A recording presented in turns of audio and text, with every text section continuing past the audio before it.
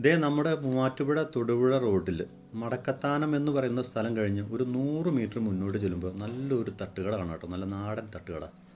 ബിസ്മില്ല എന്നാണ് ആ കടയുടെ പേര്. അവിടെ നല്ല തേങ്ങാച്ചോറ്, ബീഫ് കറിയും എല്ലാം കിട്ടുന്നൊരു കടയാണ്.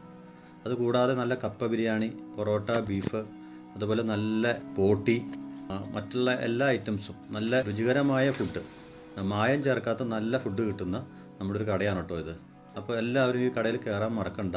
ഞാനും എൻ്റെ കുടുംബവും കൂടി 2-3 ഐറ്റം ഫുഡ് അവിടെ നിന്ന് കഴിച്ചു. അതെനിക്ക് വളരെ ഇഷ്ടപ്പെട്ടതിന് ശേഷമാണ് ഞാൻ ഈ വീഡിയോ ചെയ്യുന്നത്. അതുകൊണ്ട് ഞാൻ കഴിക്കുന്ന വീഡിയോ ഒന്നും ഇല്ലാതെ ഇടാൻ സാധിച്ചിട്ടില്ല. നമുക്കിവിടെ എന്തൊക്കെ ഐറ്റംസ് ആണ്? കപ്പ ബിരിയാണി, തേങ്ങാച്ചോറ്, സ്പെഷ്യൽ ഐറ്റംസ് എല്ലാം ഉണ്ട്. എല്ലാ ഐറ്റം ഉണ്ട്.